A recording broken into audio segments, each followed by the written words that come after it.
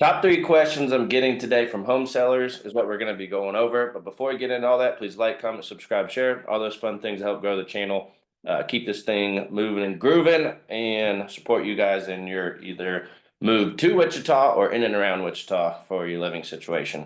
So, three things we're going to go over. Top three questions from home sellers today. First one is it even a good idea? Is it even a good idea to move right now? And like always, there's nuance to these things. And so, of course, I can't say yes, of course, I can't say no. I got to say maybe. Depends on your life situation, is the biggest thing. So, depending on your life phase, what you're doing to accomplish that next life phase and how the house fits into that depends on where it might make sense for your life situation. Yes, we'll optimize the real estate market, your financial situation, all of those things given the scenarios around interest rates, higher prices, all those things. Ultimately, at the end of the day, you buy and sell houses because of a life reason. So if the life reason is big enough, then yes, it's a good idea to move and sell. If that life reason isn't big enough, you'll come up with ideas and strategies that aren't going to help you to accomplish that, like the prices are too high, the interest rates are too high, and all these other reasons of why you don't think it's a good idea to move because your life reason isn't big enough. And that's okay. That's fine. I just want to help you define that and for us to define that. And sometimes you got to get into the process of looking into buying, looking into selling, and realizing like, no, I'm just not motivated enough right now to buy and sell a house. And a lot of the times that comes from monitoring your actions, your behaviors, your thoughts, your attitudes around things, and from there can kind of help you shape and mold how much you really want to buy a house right now or not. And that's one of the things I hope you get from me the most is we really take an objective approach where it's okay to say no, I don't want to buy a house. I'm not that serious about this. I don't want to do this right now. I'm not saying no. I'm just not saying. I'm just saying not right now.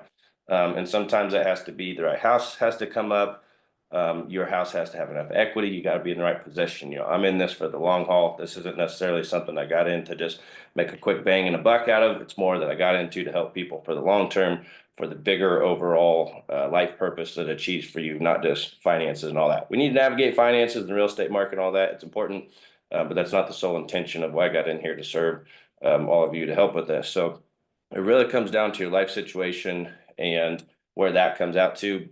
But the truth is, like people buy and sell houses every day. There's 11,000 houses that get sold every day across the nation. Obviously, that varies.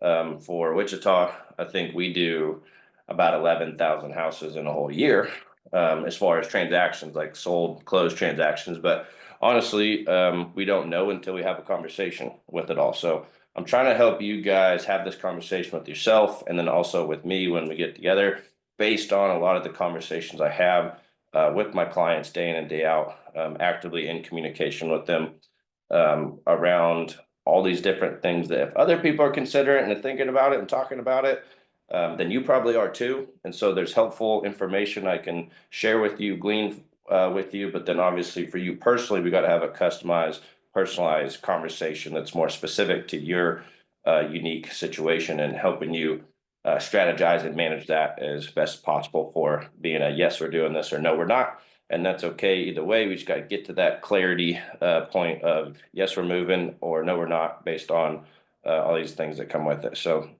the second one that a lot of home sellers are asking right now is, will I be able to find a home I like? And my answer to this is with a skilled agent service, yes. It's more of a challenge now than ever to make it all work out, especially with just, I think, people's expectations of what they can get for their money and what things cost and then where things are at. And this kind of takes me back a little bit to the first question again is if it's a big enough life situation.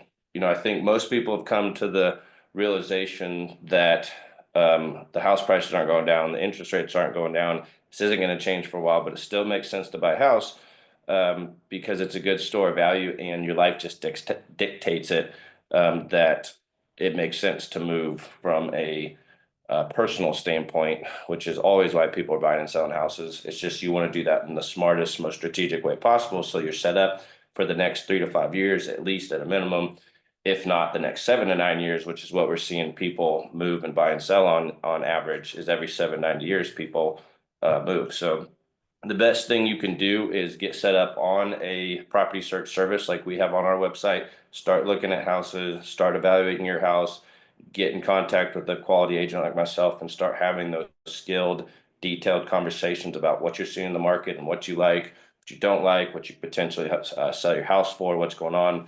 This is an ongoing relationship and conversation that goes on with it, as far as being able to answer that question of, will I be able to find a home I like?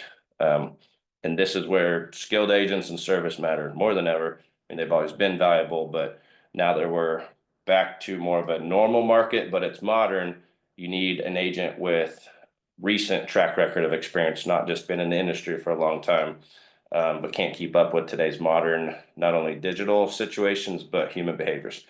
With that. And number three, is anyone even buying right now? Yes, but they're slower and more selective typically.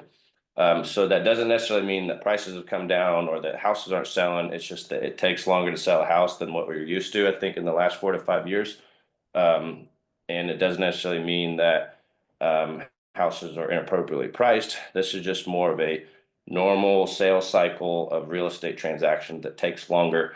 And typically, if you got a good house or your house is positioned well, we try to launch it and sell it the first weekend, kind of like an auction style service without paying the super high fees and prices. So least inconvenient for you, and then also get you home sold quick and fairly fast and for the most money. Sometimes on those auctions, they leave money on the table, either in the form of lower prices or having to pay that, account for that high buyer's premium fee. So just something to kind of take into account with the logistics of all that, even though it's like, yes, the house is selling for sure, there's a cost to that, and that's okay. People can pay that. Free market. It's what they do.